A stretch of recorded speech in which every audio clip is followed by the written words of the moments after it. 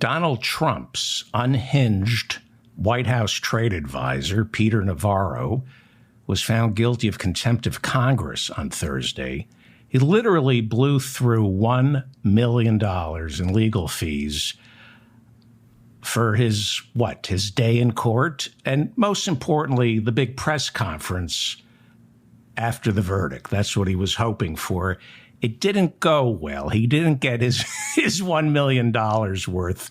It was a disaster. So if you stay with me this morning, you'll learn why you should never spend $1 million you don't have on lawyers, why it's always better just to answer a congressional subpoena. And I'll explain what exactly Peter Navarro was convicted of on Thursday and why it's going to be a problem for Donald Trump. I'll also make sure you're never, ever, ever confused again by terms like executive privilege or contempt of Congress. But first, this is the mop-up for September 8th, 2023. The government's new fiscal year begins on October 1st, and yet there's no budget, which means to avoid a shutdown, Congress must approve a continuing resolution. It's a short-term budget deal that would, keep things going for a while. Senate Majority Leader Chuck Schumer is attempting to paint House Republicans in a corner by making them appear unreasonable. Not that hard to accomplish that. That's pretty much why House Republicans were sent to Washington, to be unreasonable.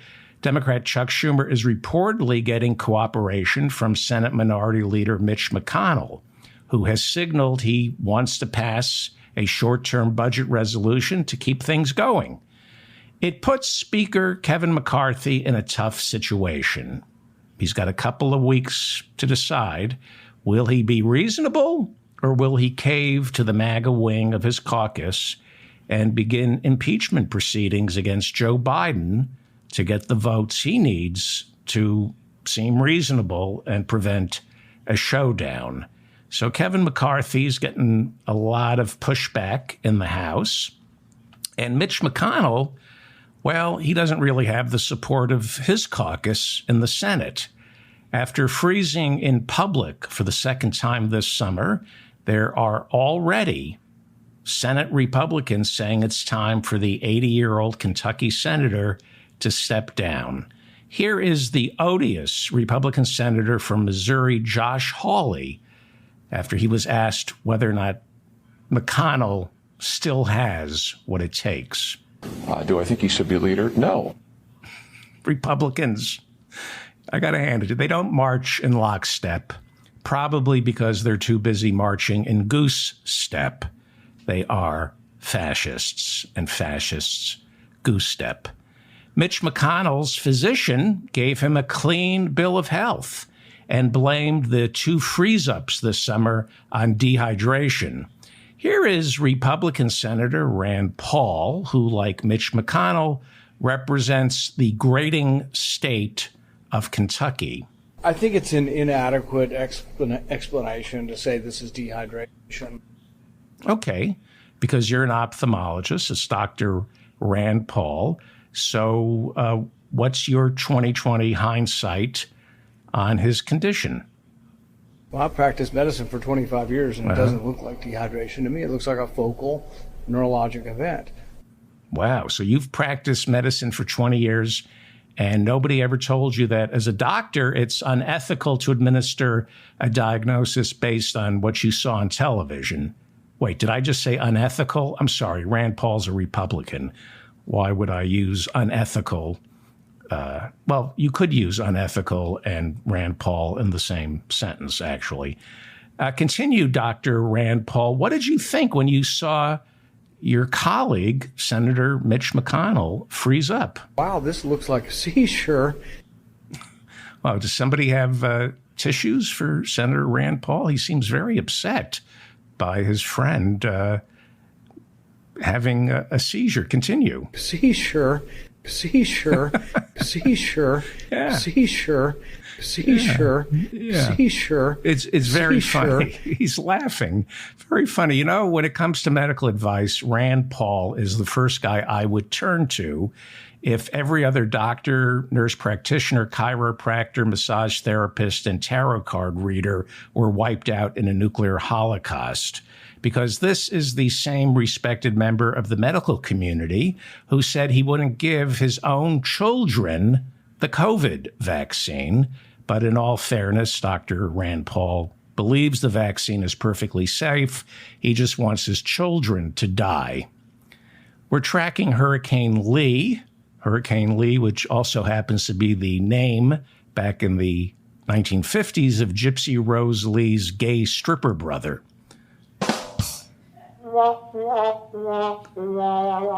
It's just getting worse. I don't even know who Gypsy Lee Rose is.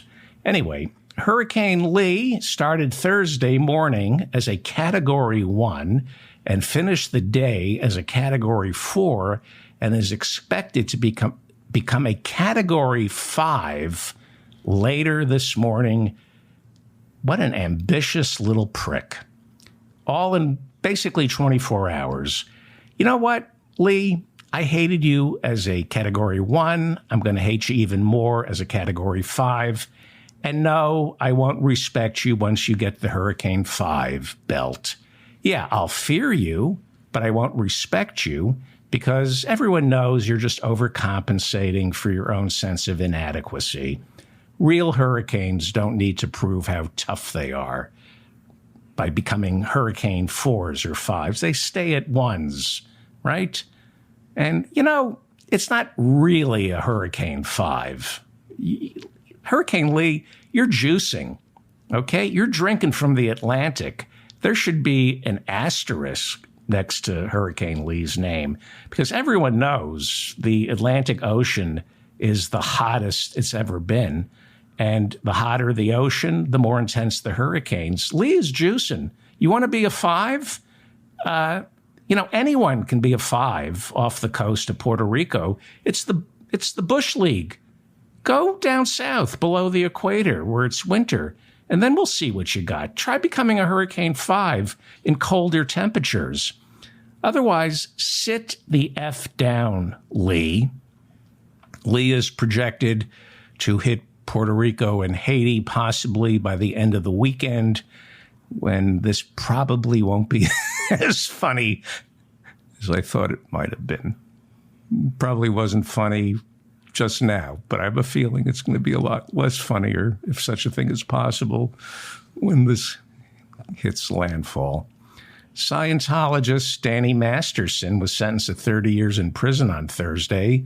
The Scientologist Danny Masterson, who was a Scientologist, was found guilty of raping 2 women back in May. He is a Scientologist. Leah Remini, a former Scientologist and vocal opponent of Scientology, issued the following statement after Danny Masterson was sentenced. She said, quote, "Over the past 7 decades, former Scientologists have sadly become used to Scientology, using its financial resources, religious protection, and relationships to snatch justice away from them. For over 2 decades, Danny Masterson avoided accountability for his crimes.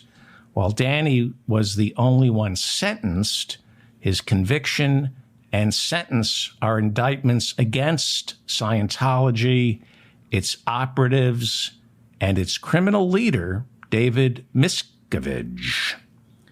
Meanwhile, convicted rapist Donald Trump has been ordered to pay his victim, E. Jean Carroll, $5 million after a jury found him liable for rape and defamation.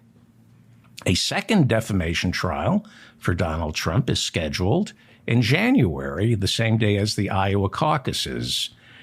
The judge in the second trial is the same judge from the first trial, and he issued a summary judgment earlier this week ruling Trump guilty. He's guilty of rape. He's guilty of defamation. And the judge, Judge Kaplan, said there's no need for a trial to determine whether or not Donald Trump defamed E. Jean Carroll again or raped her, he's guilty. So we're going to have a trial just to figure out how much more E. Jean Carroll is owed in damages. So far, Trump owes her $5 million. And in January, there's another jury will decide how much more she's entitled to. A new biography of Elon Musk says the world's richest man stopped a Ukrainian drone attack on Russian troops by refusing to provide satellite service for the mission. According to this new book, right after Russia invaded Ukraine, Musk learned that the Ukrainian military was going to launch a drone attack on Russian warships off the coast of Crimea. Musk, who owns the Starlink satellite network, which he has been providing free to the Ukrainian military since the war, he ordered signals coming from the satellites over Crimea to be shut down. Musk told the author of this new book, Walter Isaacson, a neoliberal hack. Musk told Walter Isaacson, a neoliberal hack. Did I mention that Walter Isaacson is a neoliberal hack? Musk told the author, neoliberal hack Walter Isaacson, that he feared the attack on Russian ships would instigate a nuclear war. But let's be honest, secretly, Musk is rooting for Putin. Supreme Court Justice Brett Kavanaugh, appearing at a judicial conference in Ohio, told an audience of judges and lawyers that the Supreme Court is about to announce new steps to guarantee the American people have more faith in the institution, in the Supreme Court. Well, here's a way to guarantee that I have more faith in the Supreme Court. How about you step down? How about you just retire, Brett Kavanaugh? I know that would restore my faith in the Supreme Court. Kavanaugh said the court is very much aware that the public is concerned about the ethics involved in the justices' financial disclosures, as many are now calling for more transparency. You know, I'm concerned about rape in your case, Brett Kavanaugh. Not so concerned about the transparency when it comes to your financials. I'm more concerned about the rapes that the FBI ignored during your confirmation hearings.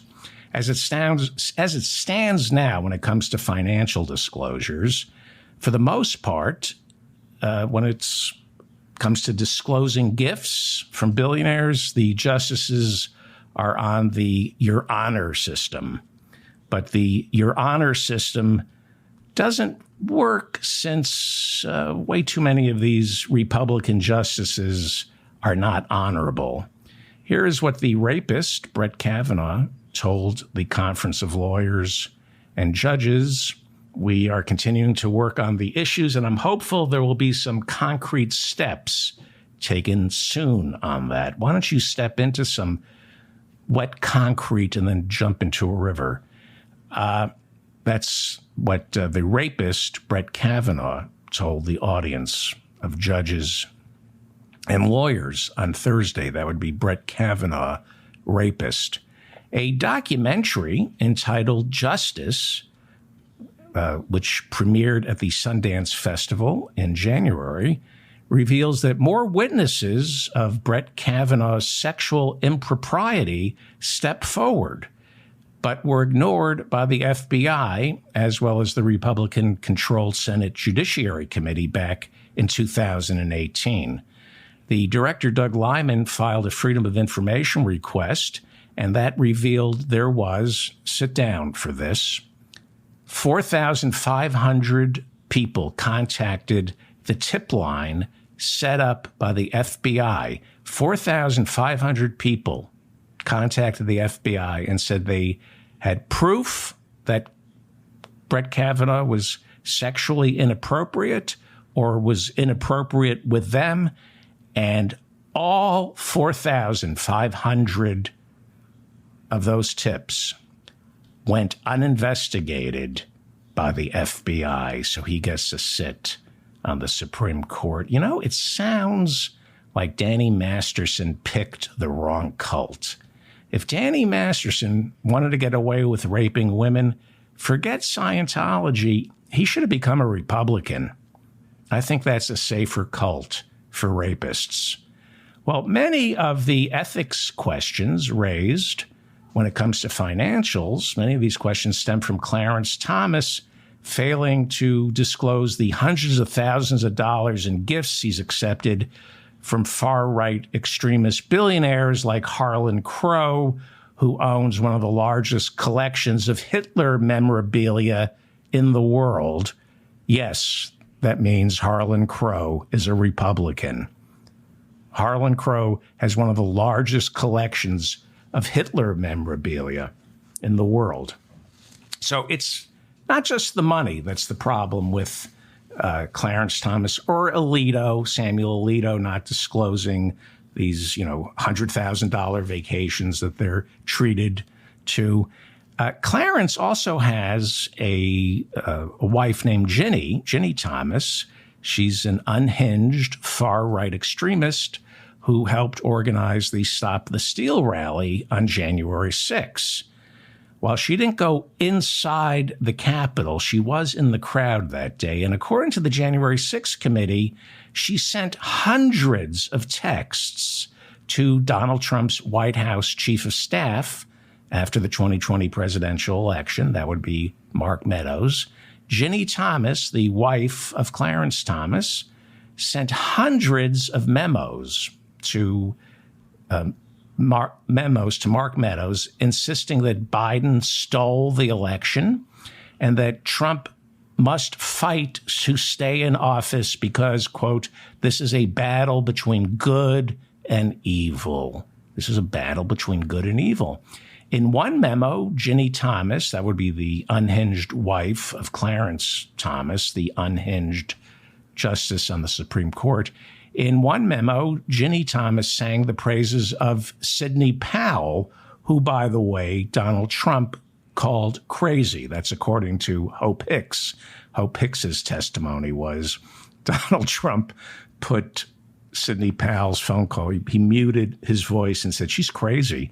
But he still took her advice when it came to voter and election fraud, claiming election fraud.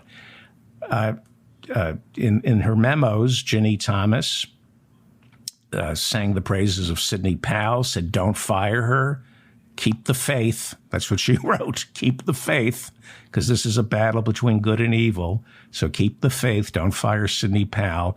And then Ginny Thomas, in one of her memos, recommended that Mark Meadows hire, as part of this election fraud team, that he hire a regular who appears on Alex Jones's InfoWars. And among the many things that this regular claims is that the shooting at the Sandy Hook Elementary School was a false flag operation. According to these memos that were handed over to the January 6th committee, Ginny Thomas is on a lot of QAnon sites, and she was forwarding links to Mark Meadows from QAnon links as though it was legitimate.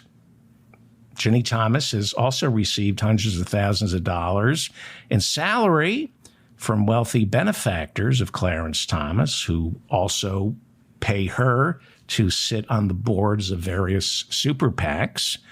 And interestingly enough, because we're going to be talking about executive privilege and congressional oversight, Clarence Thomas was the only Supreme Court justice to vote against a ruling that ordered Donald Trump to turn over White House documents to the January 6th committee, right? The January 6th committee wanted all the documents related to January 6th. Donald Trump claimed executive privilege. I'll talk about what that is later. And it was taken to the Supreme Court, and the Supreme Court said, no, these documents regarding January 6th are not protected by executive privilege. This is not a separations of power issue. And so you have to hand over all these documents that the January 6th committee wants from the White House. Every single Supreme Court justice said turn over these documents to the January 6th committee, except for one. And who do you think that justice was? That's right, Clarence Thomas. Clarence Thomas is the only justice who said, no, Donald Trump doesn't have to turn over the January 6th documents to the January 6th committee, because Clarence Thomas didn't want anyone seeing the texts that his unhinged wife, Ginny, was sending not just to Mark Meadows, the White House chief of staff, but to John Eastman as well. John Eastman is now one of 18 co-defendants in that Georgia RICO trial, and he's best friends with Ginny Thomas, having met her when he clerked for her unhinged husband, Clarence Thomas. Now, I don't know if I've ever mentioned this before, but Ginny Thomas failed the bar exam in Nebraska. She was born in Nebraska. She went to law school, and she failed the bar exam in Nebraska. I'm going to assume can't be that hard. It's Nebraska. Just name the three branches of government. You know, hey, it's a red state. I don't care what people in Nebraska think. Anyway, Ginny Thomas couldn't pass the bar, but John Eastman did. He passed the bar in California, but he might end up losing his license to practice law in the state of California as his disbarment trial continues. He's a very busy man, John Eastman, from the Claremont Institute in California. He took the stand on Wednesday for 6 hours and testified on his behalf and made the case for why he should be allowed to keep his law license. They want to strip him of his law license specifically for the role he played on January 6th. So this was like a precursor of what we can expect in the RICO trial down in Georgia, right? Throughout most of his testimony on Wednesday before the bar, Eastman alternated between pleading the fifth and invoking attorney-client privilege when he was asked questions about Donald Trump and January 6th. So that establishes that, yes, in fact, Donald Trump had hired John Eastman. The fact that Eastman invoked attorney-client privilege is proof that he was working with Donald Trump.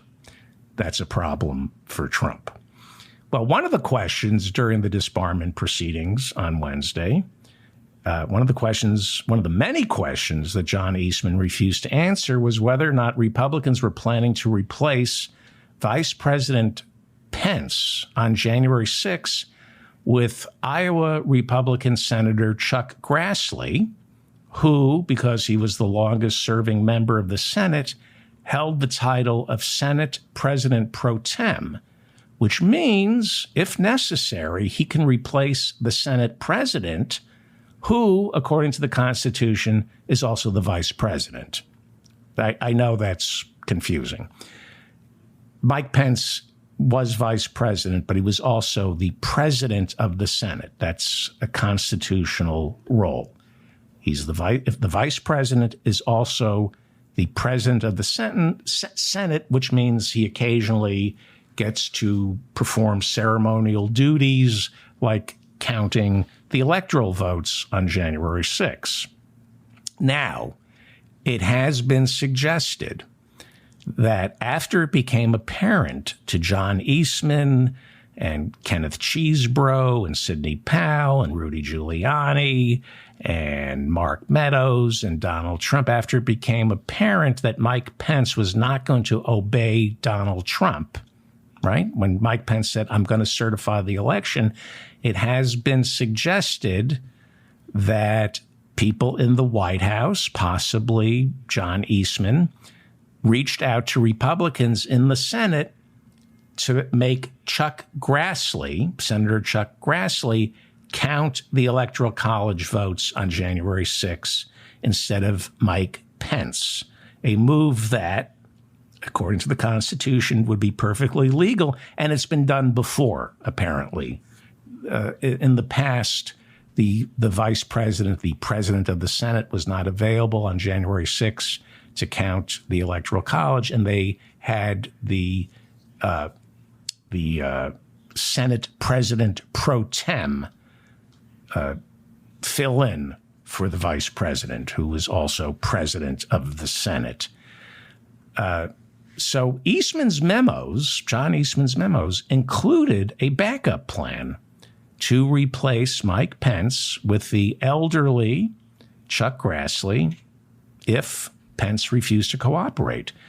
Now, Chuck Grassley is pushing 90. He denies that he ever took the offer seriously, but he is a Republican. And he was quoted on January 5th. Roll Call, the newspaper, the magazine, the website that covers Congress, quoted Republican octogenarian Chuck Grassley saying the following about January 6th, quote, "If the vice president isn't there, and we don't expect him to be there, I will be presiding over the Senate." Grassley later, after January 6th, said, well, I wasn't referring to that part of January 6th. I was referring to another session the Senate was going to be holding on January 6th, not the counting of the votes on January 6th. So it has been suggested, and Eastman refused to answer, it has been suggested that Chuck Grassley was willing to play ball with Eastman, Cheesebro, Sidney Powell, Peter Navarro, who I'll be talking about shortly, Donald Trump, that perhaps Chuck Grassley might have done what Mike Pence wasn't willing to do, but something happened and he backed out. Well, back in August, a federal grand jury indicted Donald Trump for election interference, and that same grand jury was given a month off, but now they've reconvened. They're back to work and have begun taking testimony from witnesses who might help special counsel Jack Smith serve up his next round of indictments. There are more indictments coming Trump's way. Now, according to the latest reports, Jack Smith, he's the special counsel, he is looking into how Donald Trump and Sidney Powell, the lawyer Sidney Powell, who he called crazy, how they both raised money separately, but they both raised money immediately after the 2020 presidential election, claiming they needed that money to investigate voter fraud. There are now reports that this grand jury that has reconvened, there are reports that this grand jury will hear more testimony from more witnesses who can shed light on the hundreds upon hundreds of millions of dollars Donald Trump's Save America PAC raised right after the 2020 election. Between November 3rd and January 6th, I think it's estimated his Save America PAC raised $150 million, and nobody can tell Jack Smith where it went. Russian mob. He stole from the mob, right? But Trump said, and this is wire fraud, give me your money, and this way I can pay people to investigate election fraud. Rudy didn't get paid a cent. Nobody got paid. And prosecutors want to know where all that money went. I'm guessing Jack Smith is going to indict Donald Trump and possibly Sidney Powell on wire fraud. They are also reportedly looking into Sidney Powell's nonprofit called the Defending the Republic Fund, which also raised millions after the election. It gets really interesting. Now, I reported last month that in 2022, before Jack Smith became the special counsel, Justice Department lawyers who were prosecuting the Oath Keepers for the role they played in the January 6th attack on our Capitol, they wanted to investigate reports that Sidney Powell's Defending the Republic nonprofit was secretly paying the legal fees for the founder of the Oath Keepers, Stewart Rhodes, who was later convicted of seditious conspiracy and sentenced to 18 years in prison. I mean, this is really important when you start drawing a connection between Sidney Powell, who Donald Trump was just about to appoint special counsel inside the Justice Department so she could prosecute Democrats for election fraud, right? And she's paying the legal fees for Stewart Rhodes, who's now doing time for seditious conspiracy. I mean, this is the confluence of legal chicanery and violence. So there's a direct line between, and I've pointed this out, Stanley Woodward and the Oath Keepers. And now it looks like, I hope, the special counsel with the grand jury, they're looking into Sidney Powell's Defending the Republic nonprofit that raised millions after the 2020 election. I'm going to assume they're going to try to find out if any of that money from Sidney Powell made it into the hands of Stewart Rhodes, the Yale Law School graduate, Stewart Rhodes, founder of the Oath Keepers, the very violent Stewart Rhodes, who is doing, 18 years for seditious conspiracy. Follow the legal fees. Follow the legal fees. This entire investigation, all these it's an indictment of our legal profession. Follow the legal fees. Who paid Stewart Rhodes legal fees? Stewart Rhodes, Yale Law School. On Tuesday, special counsel Jack Smith quietly said, this was underreported because Trump's lawyers wanted it kept secret, so this was underreported. But on Tuesday, we found out that special counsel Jack Smith said that he's had it with Donald Trump taking to social media and giving interviews on Newsmax, trashing prosecutors like him, and the judge in this election interference trial that's been scheduled to start in March of next year. In a motion that was partly secret, special counsel Jack Smith told the judge that he is worried that Donald Trump is purposely making public statements to contaminate the jury pool, which means, they do lock up people before trial. I don't know if you heard that. You're free on bond, but there are terms for your bail. And if you violate those terms, you could be put in jail pending trial. That's what Fulton County Jail basically is. Down in Georgia on Thursday, Trump's lawyers filed a motion with the judge in Fani Willis's racketeering trial. They filed a motion that they are considering filing a motion with the federal court to request that the trial be moved into a federal courtroom. Okay, so just so we're clear here, they filed a motion informing the judge that they're considering filing a motion with a federal court in Atlanta to request that this trial be moved into a federal courtroom. Several of the 19 co-defendants, including Trump's former White House Chief of Staff, Mark Meadows, have made the similar request to get bumped up into a federal courtroom. Trump and his lawyers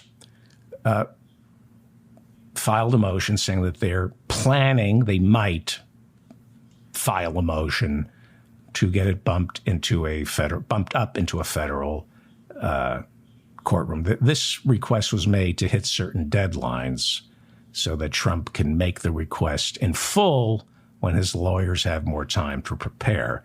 They're deluged, obviously. Trump is expected to ask that this racketeering trial be moved into a federal courtroom for many reasons, one being that a federal courtroom in Atlanta would draw from a more favorable pro-Trump jury pool, as opposed to Fani Willis's Fulton County, which is Biden country. So it's going to be hard to find jurors who voted for Trump in Fulton County. If the trial does get bumped up to a federal courtroom, the Fulton County District Attorney, Fani Willis, would still prosecute. Butt out. That was the message that Fani Willis sent to Chairman of the House Judiciary Committee, Jim Jordan, who wrote her a letter last week demanding to know if her office relies on federal funding that he warned would be removed if he can prove it was being used to persecute Donald Trump. Madam DA sent a letter to Jim Jordan on Thursday warning him to butt out. She suggested that he is interfering in a criminal trial and that the Constitution clearly states he lacks the jurisdiction to monitor local criminal trials. Madam DA concluded her letter to Jim Jordan by saying that if Jim Jordan is so concerned about what's going on in Fulton County, he should launch an investigation into the racist threats made against the lives of her employees inside the Fulton County District Attorney's office. She wrote to Jim Jordan, "For your information, I am attaching 10 examples of threats this office has received. I am providing these examples to give you a window into what has happened to my staff and me as I keep the promise of my oath to the United States and Georgia constitutions, and I will not allow myself to be bullied or threatened by members of Congress, local elected officials, or others who believe Lady Justice should not be blind and that America has different laws for different citizens," unquote. Madam DA, I should mention, passed the bar, just like her Black Panther father, who, after sympathizing with the Black Panthers, the same way Clarence Thomas did, he passed the bar and practiced law in California. And so Madam DA and her Black Panther father, both of them are allowed to practice law because they could pass the bar. Unlike, and I don't know if I ever mentioned this before, but did I ever mention that Fani Willis and her Black Panther father passed the bar, but Jim Jordan did not? Did I ever mention that on this show, that Jim Jordan, the Republican chairman of the House Judiciary Committee, when he wasn't busy looking the other way as the men on his wrestling team were being sexually assaulted, he also attended law school. He opines all the time on judiciary appointments and is responsible for Republican messaging when it comes to all things legal because he went to law school, but he did not pass the bar. Jim Jordan, did I ever mention this? I don't know if I've ever mentioned this. There's so much to go over, and I've been meaning to tell everybody that Jim Jordan, the Republican chairman of the House Judiciary Committee, was too stupid to pass the bar exam. He went to law school, but he couldn't pass the bar.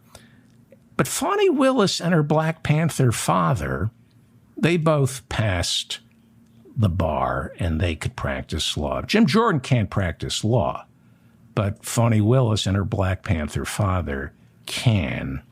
There's a little race science to consider, my Republican friends. I know you're into race science.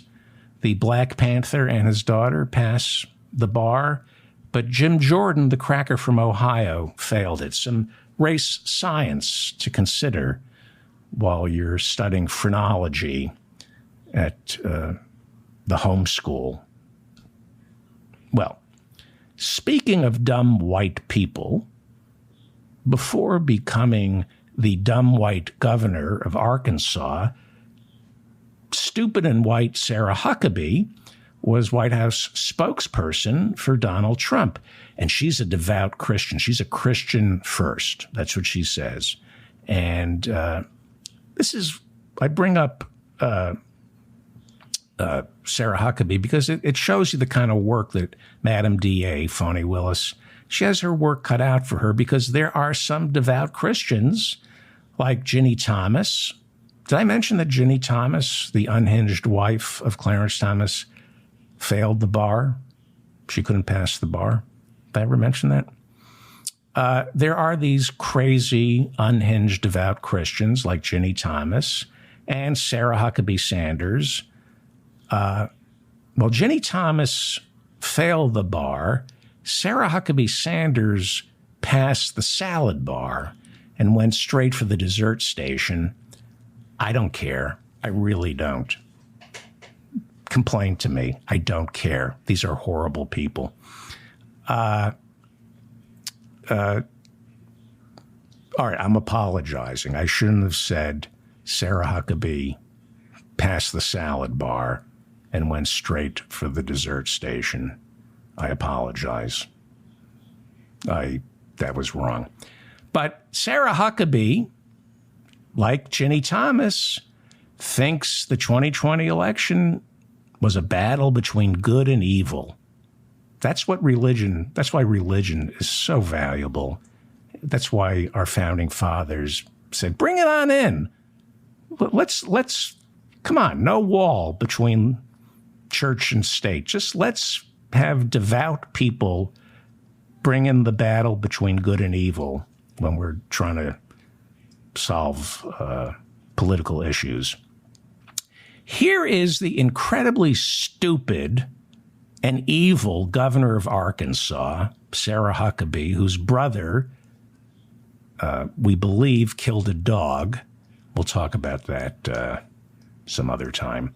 Here is the incredibly dumb and stupid and evil Arkansas governor, Sarah Huckabee. Here she is being interviewed by a far right-wing Christian news network when she was still in the White House lying for Donald Trump. Here she is braying about Donald Trump. I think God calls all of us to fill different roles at different times. And I think that he wanted Donald Trump to become president, and that's why he's there. And I think he has done a tremendous job in supporting a lot of the things that people of faith really care about. Yeah. And Donald Trump, would you like to respond to that, please? Stormy Horseface Daniels. Thank you. Interesting. Mike Huckabee used to be the governor of Arkansas, and he's still the father of Sarah Huckabee. And before he was governor of Arkansas, he was an evangelical minister, and he too sees this as a battle between good and evil. Here was a warning coming from Mike Huckabee. He issued this warning earlier this week, and it's almost as though Jesus is speaking through Mike Huckabee. Here's the problem. If these tactics end up working to keep Trump from winning or even running in 2024, it is going to be the last American election that will be decided by ballots rather than bullets. So people are going they're going to stop voting, and your people are going to take out their guns in support of this great Christian, Donald Trump. President Trump, the chosen one, what do you say to the devoutly Christian Mike Huckabee? Stormy Horseface Daniels. I see. Okay. Georgia State Senator Colton Moore, you're a huge defender of Donald Trump, and you're leading the efforts to impeach Fani Willis. What are your thoughts? Do you want a civil war? I don't want a civil war. I don't want to have to draw my rifle. Mm-hmm. How many times do you think the children trapped in this guy's basement have heard those words? How many kids bound and gagged in Colton Moore's basement have heard, I don't want to draw my rifle. Why are you making me draw my rifle? You going to keep crying? Want me to draw my rifle? Donald Trump, your thoughts about Colton Moore? Stormy Horseface Daniels. Yeah. I mean, do you see why? I see why he's the chosen one. I see why God wanted Donald Trump to be president. He's perfect. He's a perfect Christian. He's everything Jesus would want. Well, on yesterday's show, we talked about 6 residents of Colorado who are suing the Democratic the Democratic Secretary of State for Colorado, urging her to strike Donald Trump's name from the state ballot in 2024. And that would be in accordance with Section 3 of the 14th Amendment, which forbids anyone who ever held elective office and then took part in or aided and abetted an insurrection.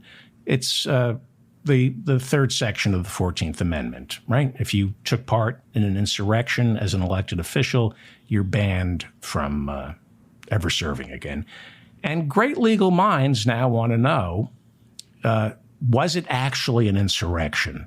Was January 6th? Because, that's subject to debate.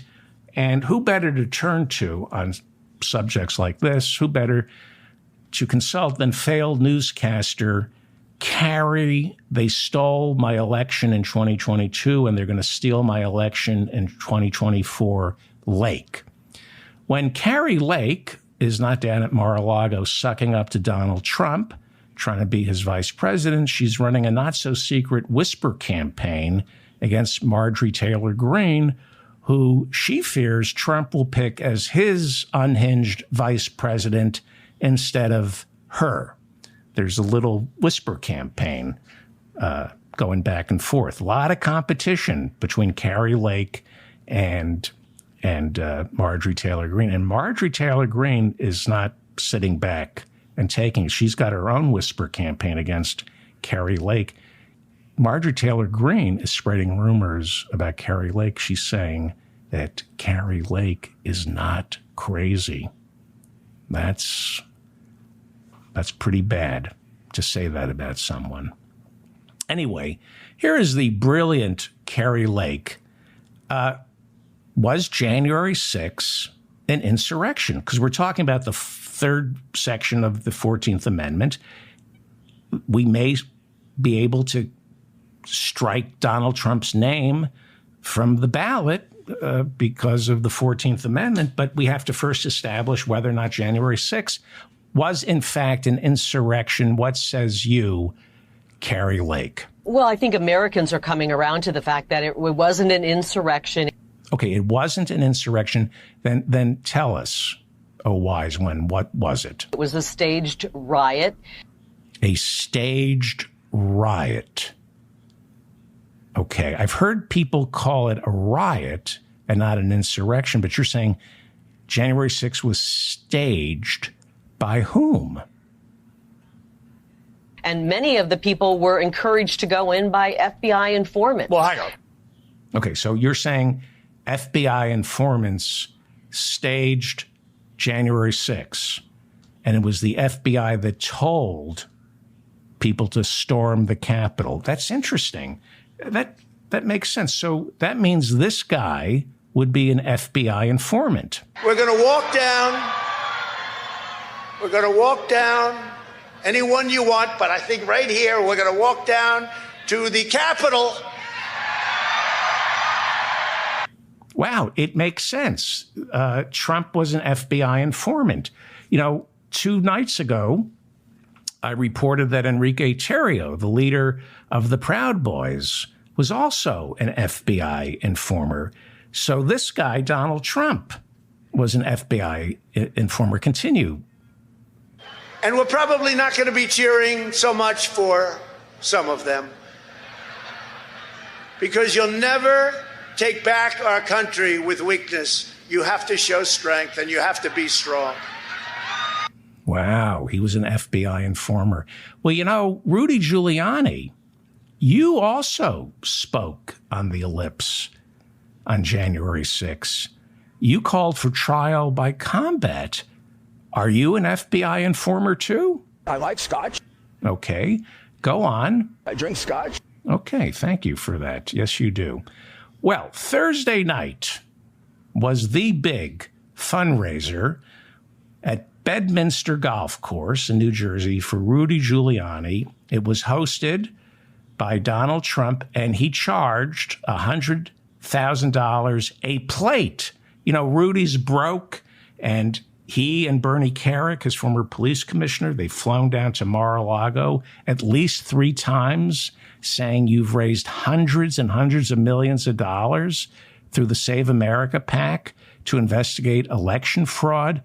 They've only paid Rudy $350,000 for his expenses, which is basically his bar bill at the Mark on a Sunday afternoon. So he wants his money, and Donald Trump will not part with the hundreds and hundreds of millions of dollars that the Save America PAC raised. He's not giving any of it to Rudy, but to placate Rudy, last night, Thursday, he threw a big $100,000 a plate fundraiser for Rudy at the Bedminster Country Club. They went with $100,000 a plate because 100 billion, gazillion, dillion, trillion didn't fit on the ad that they didn't put anywhere for anyone to see. So we're doing this very early in the morning on Friday, and I don't know what the final tally is. $100,000 a plate. I don't know how much was raised. We'll get the tally later in the day. But to give you an idea of how much money was raised for Rudy's legal defenses, let's pay a visit to Ivana Trump's grave at Bedminster Country Club. This is actual footage from the Daily Mail of Ivana Trump's grave at Bedminster Country Club, where last night's fundraiser for Rudy was held. And this should basically give you an idea of how much money was raised for Rudy Giuliani. Let's see. Trump essentially buries his first wife in a pauper's grave, the mother of his 3 idiot children. Look at that. She barely gets a headstone. But, you know, if someone was stupid enough to pony up $100,000 at the Bedminster Country Club, where Ivana Trump is barely buried, I think I can see her toes sticking up through the grass. Does anyone really think Donald Trump is going to let Rudy keep any of that? No. But there's Rudy. There's Rudy Sunday on the right. There he is at the Bedminster Country Club. This was the big rally that the big Bikers for Trump rally at the Bedminster Golf Club on Sunday night. Motorcyclists from all over America drove to Bedminster, New Jersey to show their support for Donald Trump. And there's Rudy. He's so excited, looking relevant. He's acting like that's a real iPhone, taking real pictures, that he can afford the electricity to charge his phony cardboard iPhone. Hundreds of bikers from all over America showed up to lend support to Donald Trump. And Trump was so grateful. He met them outside his door and thanked them for their support. And he said, thank you. And then he said, I wish I could let some of you inside. I know you want to use the toilet, but they're all out of order. But thanks for coming anyway. And then he shut the door, because those are his people, bikers. This is where it ends with Donald Trump. Bikers. He does not look good, Donald Trump. I mean, he never looked good, but he is beginning to age. I love this. I like to see Rudy Giuliani suffer, right? What he did to those 2 election workers in Fulton County. I I do care what happens to Rudy. I want to see him.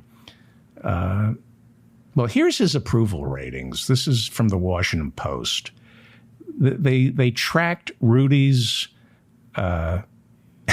approval rating starting with 2001 all the way to 2023. So here's when he peaked. That would be in 2001, right after the World Trade Center came down. Ah, yes, the golden age for Rudy, right? The World Trade Center came down. Rudy never had it better. Look at it. It's like it tops like 75% approval rating. And 2023, it's down to 16%. That's how far he's fallen getting into bed with Donald Trump. Your thoughts on your approval rating, Mr. Mayor? I like scotch. Yes, you do. You like your scotch. So, was it an insurrection? That's the big question, right? We're trying to determine, because if it was an insurrection and Donald Trump led it, well, that, could get him scrubbed from the ballot, according to the 14th Amendment, right? Peter Navarro and Steve Bannon will try to convince you that they didn't want an insurrection. They're trying to convince us right now that they wanted to overthrow the government of the United States peacefully. They didn't want any violence. Peter Navarro worked inside the Trump White House as a trade advisor, and Steve Bannon, well, you all know who he is. And last year, the January 6th committee desperately wanted Steve Bannon and Peter Navarro to testify because the two of them dreamed up a peaceful, non-peaceful transfer of power where Biden didn't get to be president and it would look legitimate, right? They came up with, it's called the Green Bay Sweep. And we've talked about it a little, and it's very germane to the conversation because Peter Navarro just was found guilty yesterday of contempt of Congress, and it involves the Green Bay Sweep. So this is how it worked, okay? Flood the zone. It's called the Green Bay Sweep because it was Vince Lombardi's favorite play. Vince Lombardi was the coach of the Green Bay Packers, and he called this play the Green Bay Sweep. Flood the zone. Get the other team so confused they have no idea where the ball is. Get 100 Republicans in the House of Representatives on January 6th and a few in the Senate, like Ted Cruz, right? Get them to challenge the electors on January 6th, especially the electors from the battleground states, okay? Each challenge on January 6th, each state challenge would take 2 hours because it would start in the Senate, but then it would have to go back to the House of Representatives. And that would take about 2 hours to flesh it out, vote on it, then come back into the Senate. The idea was to flood the zone with parliamentary chicanery so that January 6th would last for days. And chaos would be whipped up on the streets. This is from Kenneth Chesebro's memos, talking about whipping up chaos on the streets so that the Supreme Court would be forced to intervene the same way they did in the 2000 presidential election and awarded it to Bush, right? We all know that this heavily conservative court would have sent the election back to Congress. This was part of the Green Bay Sweep. They would have dragged out January 6th. The Supreme Court would then intervene because, for continuity's sake, for stability, and they would say, have Congress decide who the president is. And as I've explained, because of the way votes from each state are weighted in such an instance, Trump would win because each state gets one vote and they count up your delegates. Do you have Republican delegates? How many Republican delegates do you have? How many Democratic delegates do you have? And so California would get one vote, but because it's a heavily blue state, it would be for Biden. And Nebraska, their delegation to Congress is Republican. It's a red state. They get one vote. They don't deserve one vote. And that would go for Trump. There are more red states than there are blue states, right? More people. The blue states have a larger population. Tens of millions more people live in blue states than in red states. But because it's the way it's spread out here in America, there are more red states than blue states. And in this scenario, the Green Bay sweep scenario, Trump wins because there are more red states than blue states, and they each get one vote, okay? That was the Green Bay sweep. And it might have worked, but then Trump went ahead and told everyone to storm the Capitol.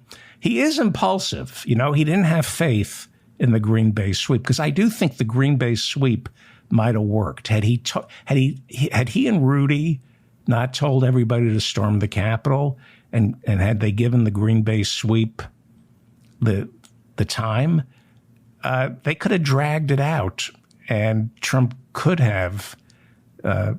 still could be president, but he's impulsive.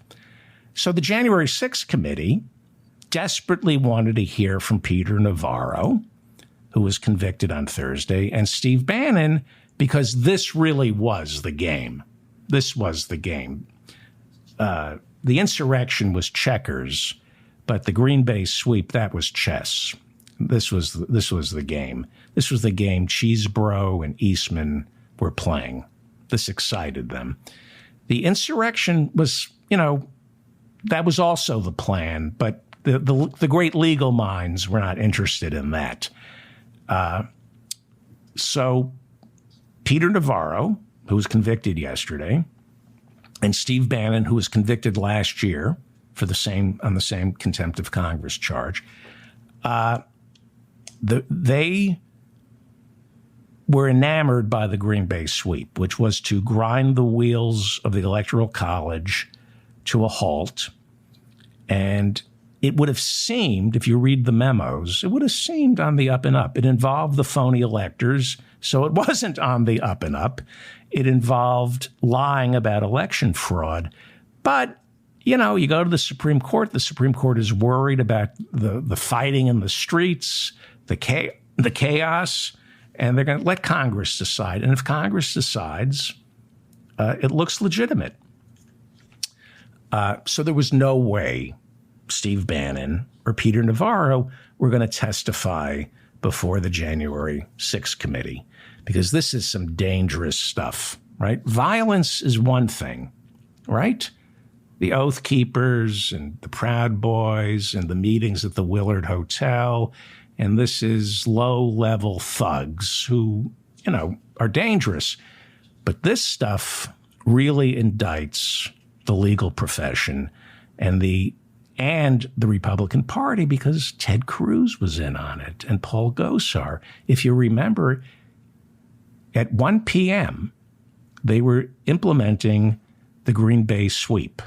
Ted Cruz was challenging the results from Arizona with Paul Gosar, the unhinged dentist turned congressman from Arizona, right? So they were working together. The Senate and the House were working together. It was part of the Green Bay sweep, and it was being implemented. Ted Cruz was all in on it.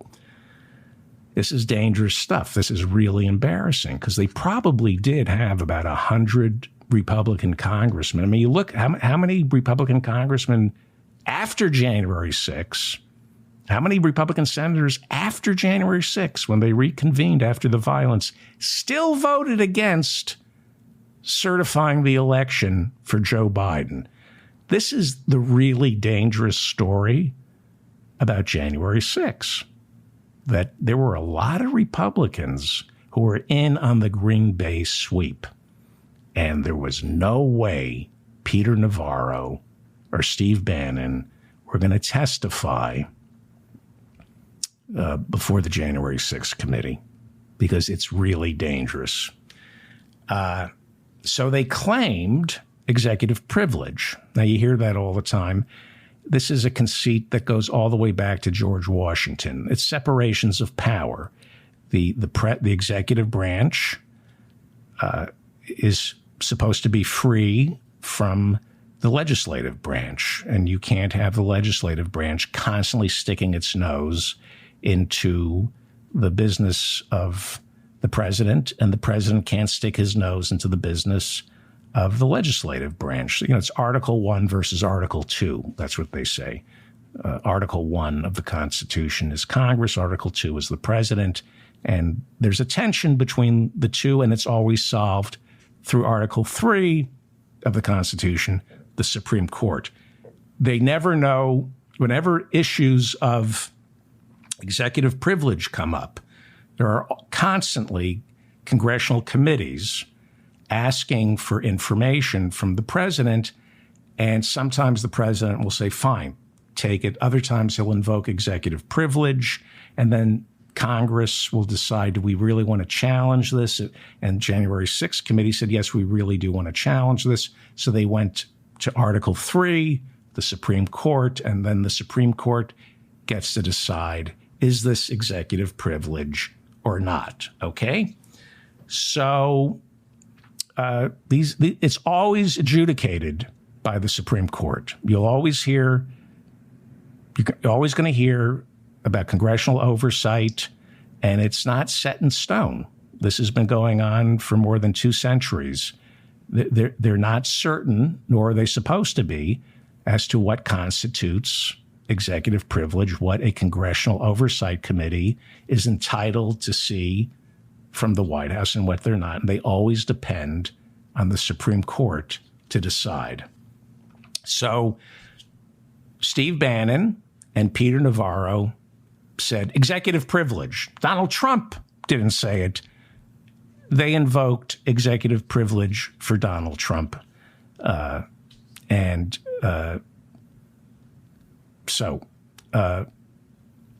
the January 6th committee took it to the Supreme Court, right? Donald Trump said, I don't want to turn over my documents regarding January 6th. So they took it to the Supreme Court. And as I said earlier, every justice said, no, this isn't executive privilege. Turn over all the documents involving January 6th. You can't invoke executive privilege on this one. And as I pointed out earlier, every justice except one said this doesn't involve executive privilege. Every justice except Clarence Thomas, because contained within those documents were emails and text messages from his unhinged wife, Jenny, who was forwarding QAnon links to White House Chief of Staff Mark Meadows. The woman is unhinged. That's why Clarence Thomas said, no, this is executive privilege. We don't want to turn these documents over to the January 6th committee. My wife is crazy. That's executive privilege. That's basically the truth. But that's the reason we did get to see Ginny Thomas's texts and emails is because Clarence Thomas was outnumbered. So the January 6th committee really wanted to speak to Peter Navarro and Steve Bannon about the Green Bay sweep, and Navarro and Bannon ignored the subpoenas, and they not only ignored the subpoenas from the January 6th committee, they refused to produce documents that proved it was executive privilege. They just completely ignored the January 6th committee. It was referred to the Justice Department, and then Bannon and Navarro were charged with contempt of Congress. That's the way it works, by the way. Congress says, wait a second, you're defying our subpoena. They refer it to the Justice Department, and the Justice Department says, well, we'll prosecute Steve Bannon and Peter Navarro, but we won't prosecute Mark Meadows for contempt of Congress. Mark Meadows also refused to cooperate with the January 6th committee, but he had a more legitimate claim of executive privilege. I mean, he was Donald Trump's White House chief of staff. If you're the chief of staff, you basically are the president. So he had a more legitimate claim of executive privilege. So the Justice Department, Merrick Garland's Justice Department, said, we're not going to prosecute Mark Meadows for contempt of Congress, but we're going to prosecute Steve Bannon and Peter Navarro. That's how it works. That's how it works. It's the Justice Department that decides whether or not to prosecute someone for contempt of Congress, which I think is a separations of power issue, because the Justice Department is in the executive branch and answers to the president. So why does the executive branch get to determine what constitutes contempt of Congress and what doesn't? One of the many flaws in our system. So I hope that was clear, because I know a lot of people ask me to explain it to them. And it's confusing, especially to our foreign listeners. And by foreign listeners, I mean anyone who is in America. I think foreigners understand this better than we do. Bannon convicted last year of contempt of Congress. He's appealing that decision. And Navarro, Peter Navarro, I'm saving the best for last. This makes me so happy. I like to see unhinged. I'm using the word unhinged a lot. I like to see Peter Navarro suffer. He had his trial on Thursday, and it didn't last long, right? The jury came back with a decision. But first, I'm going to play a clip of Peter Navarro on Steve Bannon's podcast. Back in 2021, he was promoting his book. Peter Navarro wrote a book about the Green Bay sweep, where he spilled everything. He just didn't want to go before a congressional committee. It's like John Bolton, right? I won't testify about the perfect phone call, Ukraine, because I've got a book to promote. Peter Navarro was more than happy to explain the Green Bay sweep in 2021. Here he is on Steve Bannon's podcast, and he explains the Green Bay sweep much better than I can. January 6th, this whole notion that the little Jamie Raskins got that somehow President Trump wanted to do an insurrection. You were the hero on January 6th, Steve. As I say in chapter 21 of In Trump Time, you were the guy who had the Green Bay Packers sweep strategy to go up to Capitol Hill. Pence is the quarterback. We had 100 people working on the Green Bay team as linemen, halfbacks, and fullbacks, pulling guards, who were going to make sure that we remanded the results back to the battleground states for a couple of weeks so we could get to the bottom of that. So we could get to the bottom of what? Election fraud? But that was the Green Bay sweep. So we could get to the bottom of that. The idea was to incite violence in the streets. Supreme Court steps in. Congress takes over, and they elect Trump. Peter Navarro, he's in his 70s. He's almost as angry and almost as self-destructive as Steve Bannon. The two of them, it's hard to tell who's more unhinged. So Peter Navarro, his trial was this week, and the jury heard it all took place in one day. It was easy peasy, quick and easy. And Navarro wouldn't sit still. He was pacing. It was a 6-hour hearing the day before the trial started, and Navarro was twitching and pacing, and he's a very angry man. And so I relate to him. I do.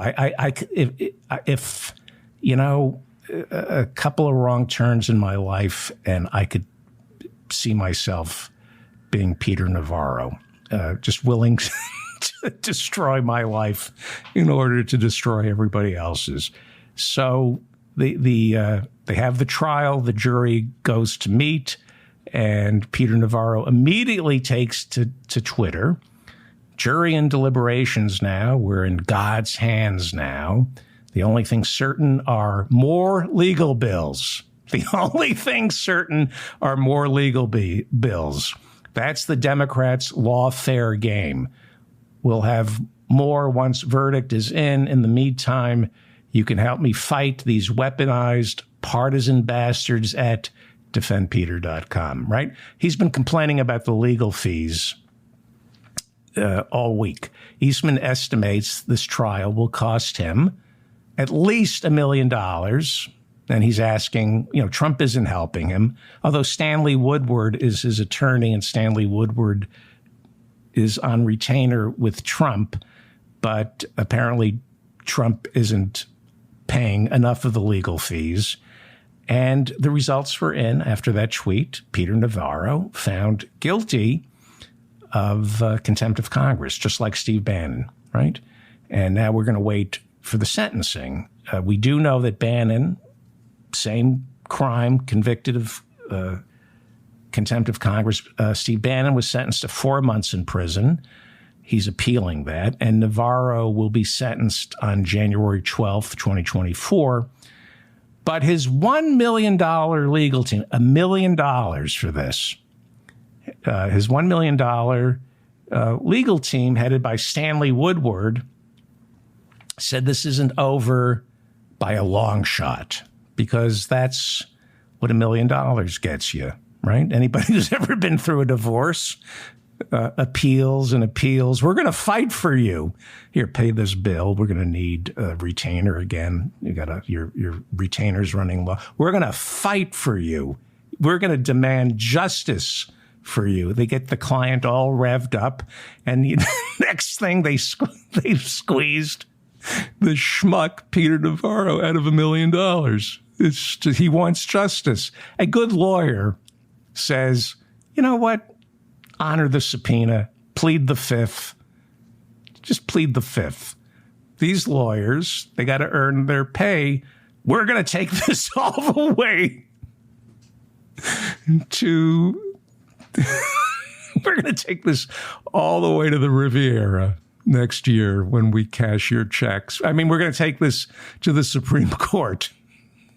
Peter, this is a schmuck. I could hear my father's voice. This is what a schmuck is, right? So this is what $1 million gets you. Appeals and appeals.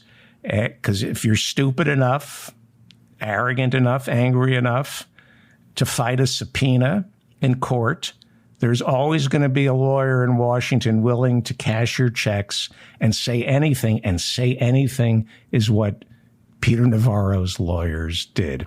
See, Navarro is a professor, and he's twitchy, bad divorce, can't sit still, and he's, starved, like me, for attention. He wanted his day in court, and he was willing to pay $1 million that he didn't have.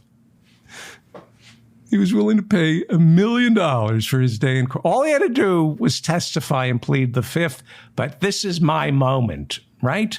I'm a fighter, and I'm going to stay relevant. I'm in my 70s, but I'm still relevant, and I'm going to make my stand against the Marxist woke mob.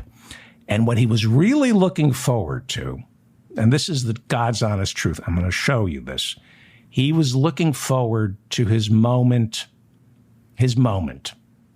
that press conference in front of the bank of microphones outside the courtroom after the verdict. He was going to play the martyr. He had it all planned. And he paid $1 million for this moment. But first, one of his lawyers, his legal team, it wasn't just Stanley Woodward, one of his lawyers wanted to say something first, right? Peter Navarro's been waiting for this moment all year. But, someone on his legal team wanted to say something. And in a rare act of humility, Peter Navarro was willing to share the spotlight with this lawyer. This is what he paid $1 million for, all right? This is the big, defiant, we're taking this to the Supreme Court moment, right? I don't care what it costs me. But first, here's one of my lawyers who so far has cost me $1 million. Here's his lawyer who's really concerned for Peter Navarro. This is right after Peter Navarro lost. Look at the grim visage on this lawyer, and he has something he wants to say. I don't have anything much more to add to what Mr. Rowley just said. Yeah, today was an important step in the direction of a successful appeal. And that's about all I have to say. You seem to have missed the joke there. I'm going to play that again. This is the lawyer, $1 million legal team, and the lawyer is having a great time, right?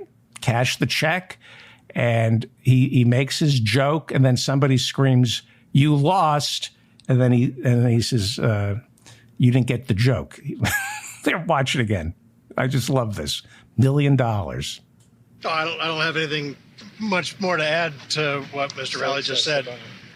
Yeah, today was an important step in the direction of a successful appeal. And that's about all I have to say. You seem to have missed the joke there. You seem to have missed the joke there. But Peter Navarro got the joke, right, Peter? You thought it was funny, right? Funny joke. You didn't miss it.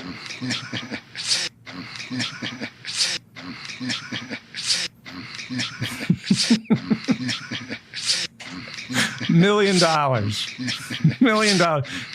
It's beginning to dawn on him that the lawyer doesn't give a shit. He's just cashing checks, making jokes. You're going to have to pay another $1 million so you don't end up in prison.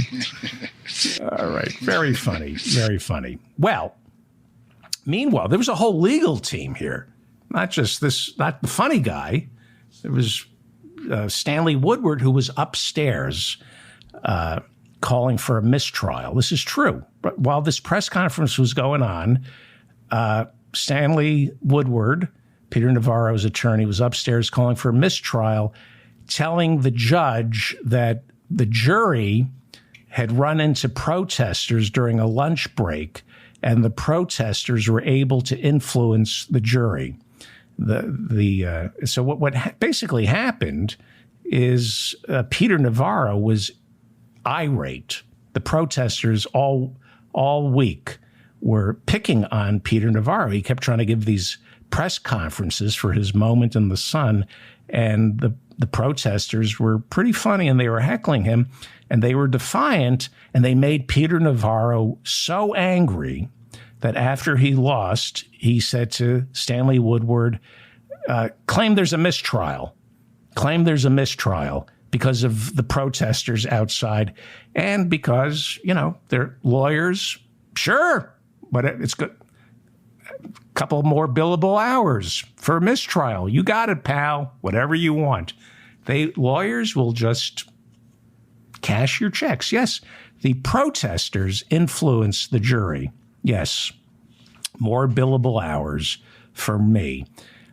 So it was a standoff between Peter Navarro and the protesters. He was furious at the protesters because they wouldn't let him speak. He paid $1 million for this moment in the sun to stand in front of a bank of microphones after he lost this big trial, the trial of the century, and he wanted to say, I'm a martyr here, and this isn't about me or Donald Trump. It's about the Constitution and separations of power and what kind of future we're leaving our children. I know what kind of future Peter Navarro isn't leaving his children. He just spent $1 million and counting for his big day in court. You schmuck. All you had to do, you get the subpoena, you go and testify, you plead the fifth. But you wanted this moment, so you got your moment. So here we go. Here's the big standoff between Peter Navarro and the protesters. Will Peter Navarro get his $1 million moment in the sun? Okay.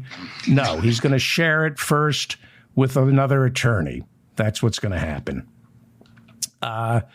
His other attorney, because the attorneys have to speak up. This is John Rowley III, which means there was a first and a second.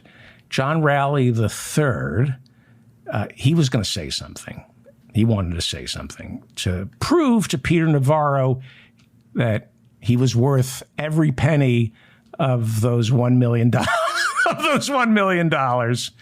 And by the way, if anyone else, was his message. I'm going to show you that I was worth every penny of those $1 million. And if anyone else is stupid enough to disobey a congressional subpoena, my name is John Rowley III, and I'll take your money. I'll cash your checks as well. Here is the great legal mind, John Rowley III, explaining why he was worth $1 million, why this case was so important.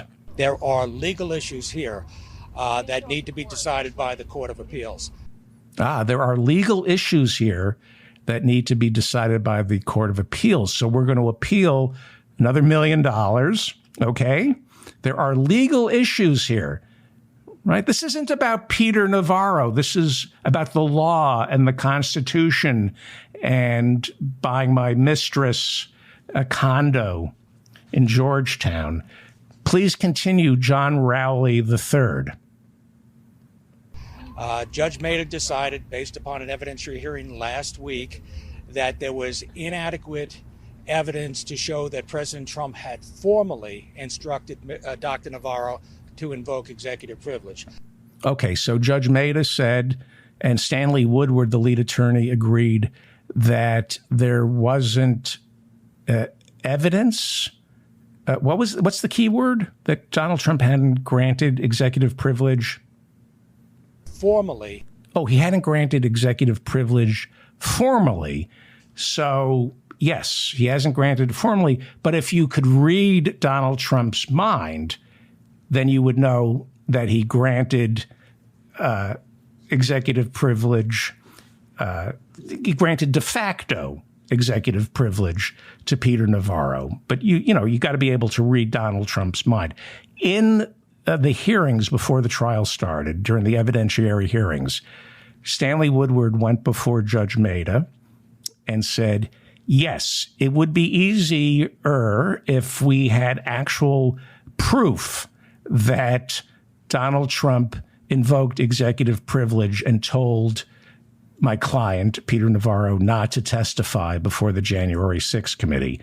But since there is no actual evidence that says Donald Trump invoked executive privilege, you have to assume that he would. That's what the great legal mind Stanley Woodward said. And this is John Rowley III explaining, furthering the case on this legal issue that must be taken to a higher court so Peter Navarro can rack up more debt. Continue, please, John Rowley III. We think that Okay, pull it out of your ass. You can find it. Go ahead. No, come on. Go ahead. The evidence established that in fact President Trump instructed Dr. Navarro to invoke executive privilege. We think the evidence is that Donald Trump invoked executive privilege. We think that. We don't have any proof. That's why we lost. There was no executive privilege. That's why we lost.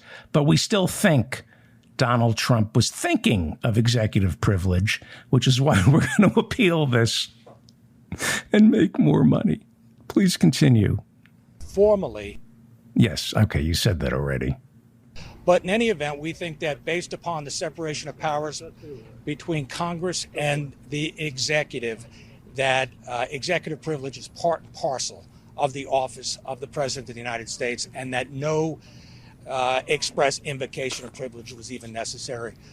Okay, so I'm going to play that again. This is what $1 million gets you, right? This is what John Rowley III is saying. He's saying, in any event, even if there is no proof that Donald Trump invoked executive privilege, we think separations of power in the Constitution dictates that he doesn't have to, that the executive privilege is implicit, which means Congress has zero oversight, that they cannot call anyone from the White House to testify before Congress. This is what $1 million lawyer, John Rowley III, is saying in public, this is how he's trying to get his next gig, right? He's using this as his moment to basically say there's no such thing as congressional oversight. Listen to this again. This is what $1 million buys you.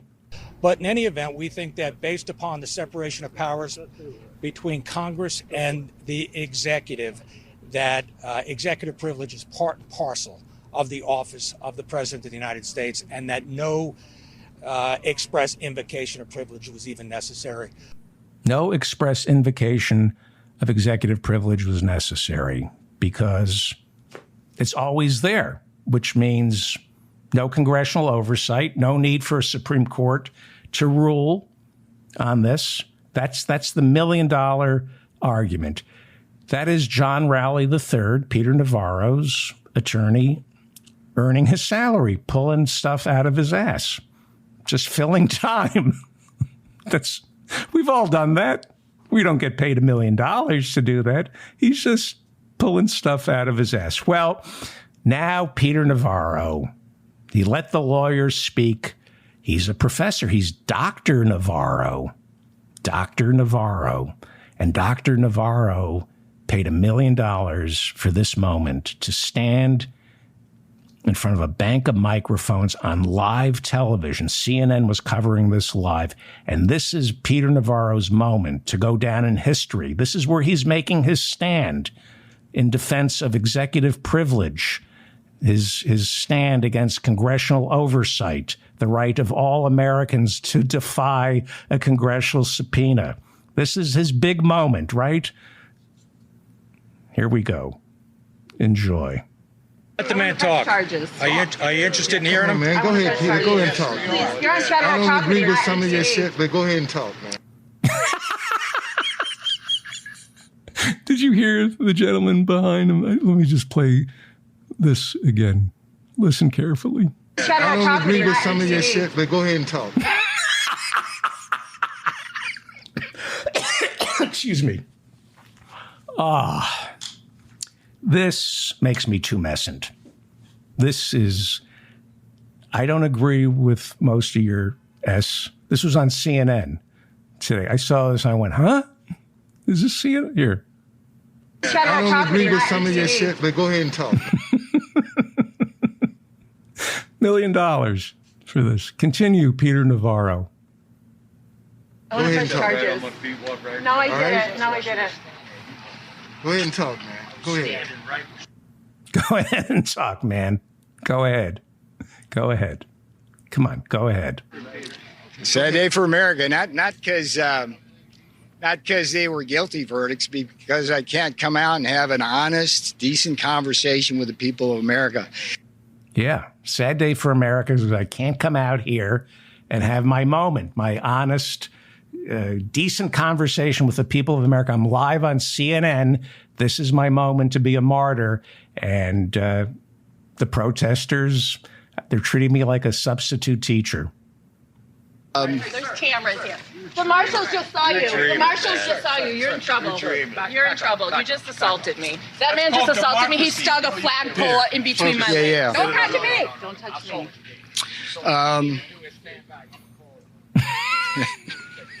There you go. You're in trouble now. They're calling protective services. I was just assaulted. Look, if you got a sign, No, I hold it over didn't. there. Liar.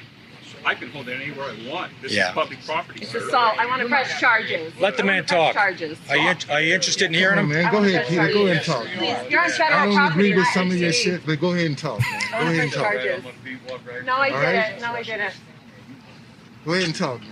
Go ahead. $1 million. That's the expression on Peter Navarro's face. And he's announcing why he's taking this to the Supreme Court as a martyr. And he's like, I'm all in. I got to do another. It's going to cost me another $1 million. But I don't, please continue. Let the man talk. Go ahead. Okay. Come on, man. Come on. Let him. Come on, man. If it was you, you would want the same respect, brother. All right? The man's trying to defend his ass. The man is trying to save his ass. This is live, or this is C-SPAN, but it was also on CNN now. Let's go back to CNN. Here we go. Let the man talk, okay? People of America, I want you to understand that this is the problem we have right here. This kind of divide in our country between the woke Marxist left and everybody else here. And this is nuts. So what I want to try to do here is have an interesting discussion about what just happened. That's what you all want to know. You know what's happening to poor Peter Navarro? They're flooding the zone. They're flooding the zone. They're just heckling him and blowing whistles, and they won't let him talk. It's like the Green Bay sweep. Nobody knows where the ball is. This is so unfair to Peter Navarro. They're pulling the Green Bay sweep. I can't keep track of what he's trying. Where's the ball? I don't know. Please continue, Peter Navarro. You can have your right. This is the same guy. So, all right. I think. Well, what was your question? It's the Green Bay sweep. It's the Green Bay sweep reversed. This is the play that Vince Lombardi. This was the play that Vince Lombardi really loved. The Green Bay sweep reverse. Poor Peter Navarro. $1 million. All he wanted to do was flood the zone, slow down January 6th, slow down the certification of the election by confusing everybody, dragging things out, having people challenge each slate of electors, and then he got hoisted by his own petard, the Green Bay sweep. Very sad. Well, this is where it really got sad. It got even sadder, which made me happier. This is where he turned on the crowd and played the victim. See, he's a very angry man. He's in his 70s, and he will never admit he's wrong. He'll never see the irony of inventing the Green Bay sweep and then getting swapped. He's never wrong. He's aggrieved. Like all fragile white men, he's aggrieved. He's the victim in all this. He really believes that because that's the MAGA movement. They're never wrong. They've been wronged. Let's watch this fragile white man play the victim in all this. I helped the president create hundreds of thousands of manufacturing jobs during the pandemic. Every one of you here used masks, gloves, thermometers. Many of you got vaccinated. Many of you. Many of you used things like remdesivir or monoclonal antibodies. I helped do that. I did. I was one of the guys in the White House. Early on, February 2020, writing memos say, this is serious. We got to get off the dime. And what do I get for that? I get a House of Representatives controlled by Nancy Pelosi trying to put me in prison. Why? Because I'm a Trump guy. I'm just a Trump guy. I'm just an innocent Trump guy. Nobody thanks me for COVID. 1 million dead Americans. Nobody thanks me for COVID.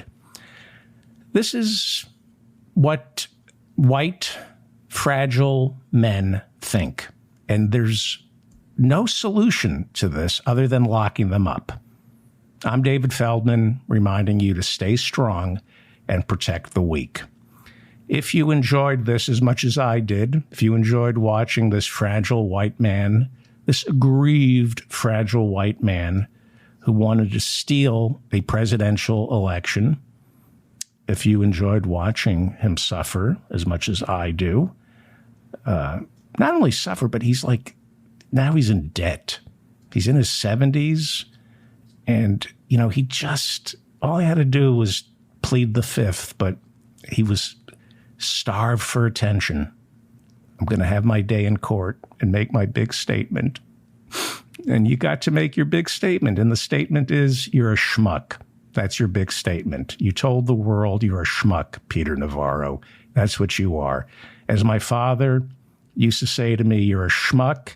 If they had a competition for world's biggest schmuck, you'd come in second. Why second and not first? Because you're a schmuck. That is the definition of a schmuck. Peter Navarro. Rot in hell, Peter Navarro, with your Green Bay sweep.